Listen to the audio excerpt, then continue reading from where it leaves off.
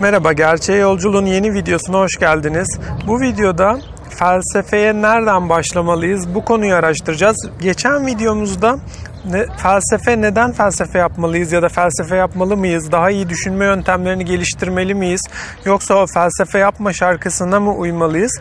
Bu konuyu tartışmıştık ve sonuç olarak felsefe yapmamız gerektiği sonucuna ulaşmıştık. Şimdi de felsefeye nereden başlamalıyız bu konuyu araştıracağız.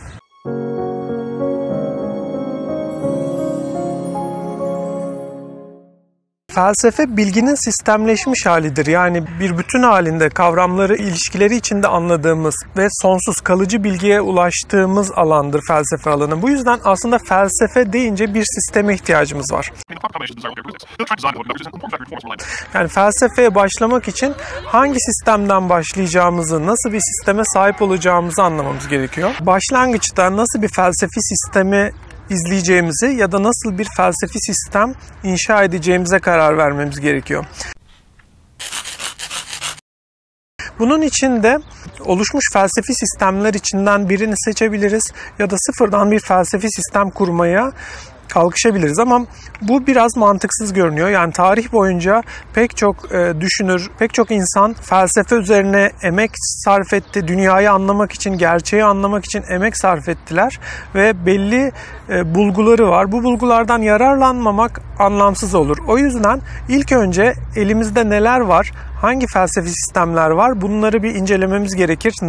Felsefeye nereden başlayacağımıza karar vermek için. Burada tabii ilk akla şu geliyor. Felsefeye madem ilk başlıyorsam, felsefe nereden başladıysa ben de oradan başlayayım. Yani felsefe tarihinde ilk felsefeci kimse ben de felsefe okumaya oradan başlayayım. Felsefeyi araştırmaya oradan başlayayım. İlk akla gelen düşünce bu olmasına rağmen bu çok da mantıklı bir düşünce değil. Şöyle düşünün, yeni bir araba alacaksınız. Gidip ilk icat edilen arabadan ben başlayayım da ondan sonra model model bugünkü arabalara kadar gelirim der misiniz? Bu çok saçma olur. Tabii ki de en son, en gelişkin modeli kullanmak istersiniz arabaya başlamak için. Yani ilk alacağınız arabanın en gelişkin özelliklere sahip olmasını istersiniz. Antik arabalara, eski arabalara ancak kendi arabanızı kullandıktan sonra, arabalara dair bilginizi çok geliştirdikten sonra antik arabalara o zaman bakabilirsiniz. O zaman onlara yönelebilirsiniz. Bilginizi derinleştirmek için geçmişe doğru gidebilirsiniz. Ama ilk başlangıcı en ilkel arabayı alarak yaparım demezsiniz. Ya da daha hayati bir örnek vereyim. Diyelim ki ameliyat olmanız gerekiyor. Kalbinizde bir tıkanıklık var. Ya hiç şöyle düşünür müsünüz? Ben ilk önce antik çağda kullanılan ameliyat araçlarıyla olayım. Hani ilk odur. Daha sonra gerekirse MR çektiririm ve robotik cerrahiye geçerim. Hani onlara ihtiyacım olursa geçerim, ama ilk önce o antik çağlarda kullanılan keskilere, bıçaklara, delgilerle ameliyat olmayı deneyeyim der misiniz? Demezsiniz. Yani çok saçma olur bu. Tabii ki de en son teknolojiyi, en gelişkin teknolojiyi kullanmak istersiniz ameliyatınız için. Ancak o eski araçlara ne zaman ilgi duyabilirsiniz? Tıp konusunda bilginizi çok derinleştirirsiniz. Tıp konusunda çok ileri bir seviyeye gelirsiniz. Ondan sonra tıp nasıl doğmuştu? Eski araçlar nelerdi? Antik zamanlarda neleri kullanıyorlardı? Ancak o zaman onlara ilgi gösterirsiniz. Yani kendi ihtiyacınızı gidermek için en eskiye dönmezsiniz. Felsefede de aslında aynen bu geçerli. Yani felsefeye nereden başlayayım sorusunu, en gelişkin, en kapsamlı sistem hangisi ise oradan başlamak gerekir. Ondan sonra diğer düşünürleri, diğer sistemleri, felsefi sistemleri bununla kıyaslamak gerekir diyebilirsiniz. Peki o zaman ikinci bir soru ortaya çıkıyor. En gelişkin sistem hangisi? Hangi felsefi sistemle başlayalım ki en gelişkin sistemle başlamış olalım?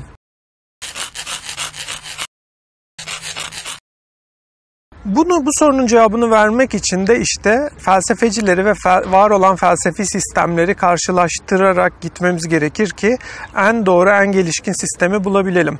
Mesela ilk filozofumuz Thales'i ele alırsak, Thales her şey sudur ve her şey suyun değişiminden ortaya çıkmıştır demişti. En gelişkin sistem bu olabilir mi acaba?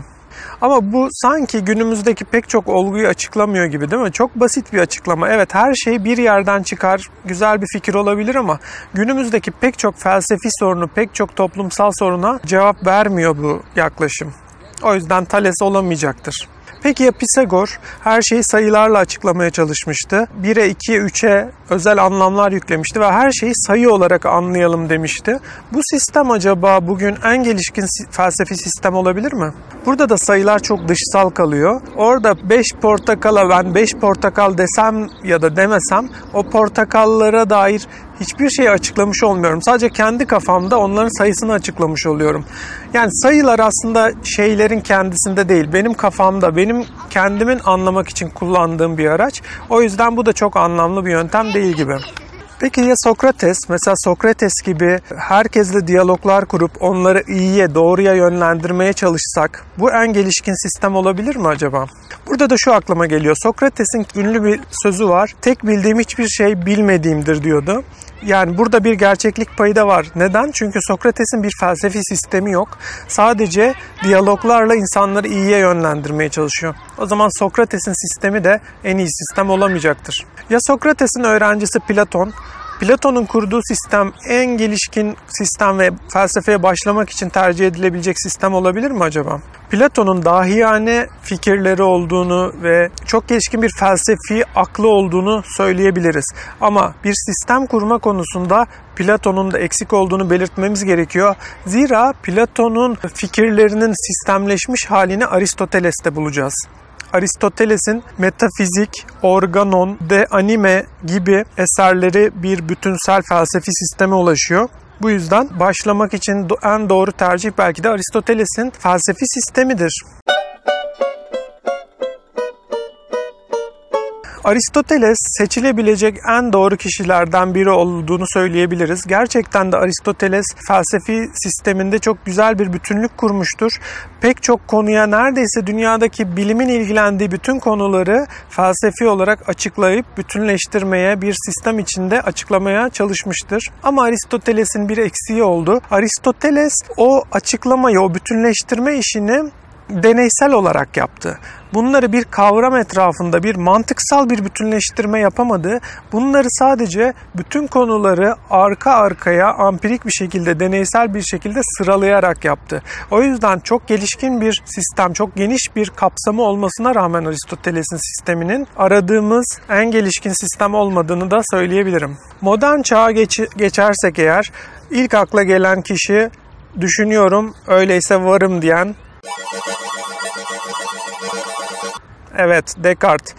Peki bu sarsıcı figür, modern çağın felsefe tarihine başlangıcı sayabileceğimiz Descartes bizim için en gelişkin sistemi sunuyor olabilir mi? Descartes'tan başlamak gerekiyor olabilir mi? İnsan benliğini ve düşünceyi anlamak için belki olabilir. Ama Descartes'in evreni açıklamak, insanın benliği dışındaki doğayı açıklamak ve mantık alanını açıklamak konusunda çok bir çaba sarf ettiğini söyleyemeyeceğiz.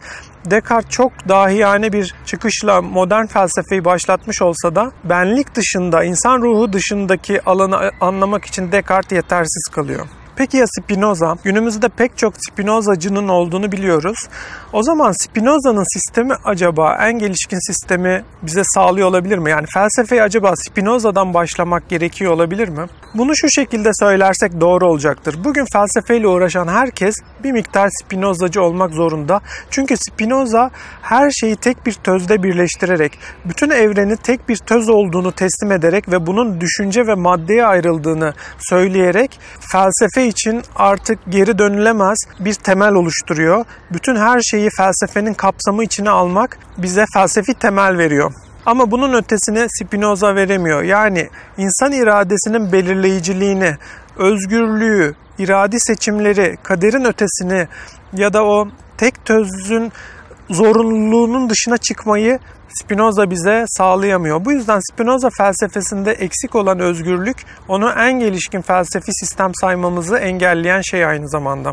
Peki günümüzde pek çok insanın kabul ettiği gibi Locke, Hume, Newton ve Einstein çizgisi, yani algıcı ve deneyci çizgi, göreliliği savunan, düşüncenin her bireyde göreli olduğunu, gerçeklerin her bireyde göreli olduğunu ve ancak gerçeğe algılarımızla, deneylerle ulaşabileceğimizi savunan felsefi yaklaşım acaba en gelişkin felsefi yaklaşım mıdır günümüzde? Dediğim gibi bunu savunan günümüzde pek çok çevre var, pek çok bilim kanalı, bilim çevresi felsefi olarak bu deneyici çizgide bu günümüzde yer almaktadır. Hatta pek çok eğitim sistemi de günümüzde felsefi olarak deneyici sisteme dayanmaktadır. Ama felsefeyle daha derin uğraşmayı önüne koyan bizim gibi insanların duramayacağı bir yerdir bu. Çünkü akıl burada temel role sahip değildir. Yani algılar, duyular, göz, kulak, el belki bizim bilmemizi sağlayan şeyler olamaz. Bunlar ancak akla veriler iletebilir ve bu verileri işleyen akıl bilebilir. O yüzden felsefeyi savunacaksak, eğer felsefi bir sistem istiyorsak, deneycilik, algıcılık ya da görelilik kuramı gibi yaklaşımlar felsefi olarak bizi pek bir yere götüremez. Çok ilkel yaklaşımlardır. Aklın rolünü gözden kaçıran yaklaşımlardır ki aklın rolünü gözden kaçırdığımız zaman felsefeyi de elimizden kaybederiz demektir. Bu yüzden bu sistemde, yani Locke'un, Hume'un, Newton'un ya da Einstein'ın dahil olduğu grupta ya da günümüzdeki Batı felsefesinin temelini oluşturan bu grupta aslında felsefenin en gelişkin noktasını temsil etmiyorlar. O yüzden felsefeyi buradan başlamak da doğru bir tercih olmayacaktır. Peki bunlara aşkın, algıcılara, deneyicilere aşkın bir filozof var. Aşkın deyince bile belki sizde bir çağrıştırma yapmış olabilir. Aşkınsal sistemi kuran, transandantal sistemi kuran bir filozof var. Günümüzde pek çok insanı da etkileyen bu filozofun adı tahmin edebileceğiniz gibi Kant. Acaba Kant en gelişkin felsefeyi sunuyor olabilir mi?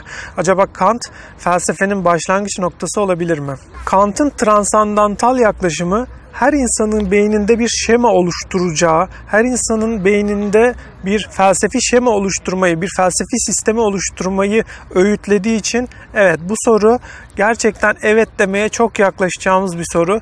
Kant gerçekten çok önemli bir sistem kurmuştur. Transandantal idealizm sistemini kurmuştur ve bu felsefi bütünlüğü, şemayı, felsefenin şemasını bize sağlıyor aslında. Ama Kant'ta da bir eksik var. Kant bu şemanın gerçeğe birebir uymadığını söylüyor. Yani her insanın kafasında bir felsefi sistem olabilir ama bu gerçeğe uygun değildir. Ne kadar her insan kendisi bir felsefi sistem kurarsa kursun yine de gerçeği bilemez. Çünkü o kafandaki sistem ve gerçekte olan sistem her zaman birbirinden ayrı kalacaktır. Her zaman yakınlaştırmaya çalışsak da bunları hiçbir zaman tam olarak örtüştüremeyeceğiz. Bu yüzden bu bizi nereye götürüyor? Hiçbir zaman bilemeyeceğiz. Hiçbir zaman gerçek bilgiye ulaşamayacağız'a götürüyor ki bu da felsefeye uymayacaktır. Çünkü felsefe bilginin peşindedir. Eğer bilemeyeceksek bilemeyeceğimiz bir sistem en gelişkin sistem olamaz. Bu yüzden Kant'tan başlamak da doğru bir başlangıç noktası olamaz. Evet, Kant'tan sonra geliyoruz Hegel'e. Hegel'in en gelişkin sistemi kurduğunu düşünüyorum. Yani Hegel'in ansiklopedik sistemi hem bütün bilgiyi, bütün felsefi kavramları, bütün felsefi yaklaşımları tek bir bütün içinde ortaya koyuyor. Tek bir bütünsel şema oluşturuyor Hegel'in şeması ki bu şemaya aşağıda linkini koyuyorum. Bizim oluşturmaya çalıştığımız mutlak şemanın temelidir bu şema. Lütfen bu mutlak şemayı inceleyin. Burada kavramlar nasıl birbirleriyle ilişki içindeler. Bu şemayı bize vermesiyle birlikte Hegel en gelişkin, günümüzdeki en gelişkin felsefi sistemi kuran isim oluyor. Yani Aristoteles'ten beri en gelişkin sistematiği kurmuş olan isim Hegel'dir ve henüz günümüzde de Hegel'in söylediklerinin üzerine bir paradigma değişimi yaratacak bir filozof ortaya çıktığını söyleyemeyiz. Bir düşünce sistemi ortaya çıktığını söyleyemeyiz. Bu yüzden felsefeye Hegel'le başlamak gerekiyor. Bir sonraki videoda Hegel'le nasıl başlayacağız? Hegel'i nasıl okumalıyız? Hangi sırayla eserlerini okumalıyız? Bu konuyu inceleyeceğiz. O zamana kadar dediğim gibi aşağıdan mutlak şemamızı inceleyebilirsiniz. Felsefe şemamızı inceleyebilirsiniz. Ayrıca bu videoyu beğendiyseniz sosyal medyanızda paylaşarak bana katkıda bulunmuş olabilirsiniz. Gelecek videoda görüşmek üzere. Hoşça kalın.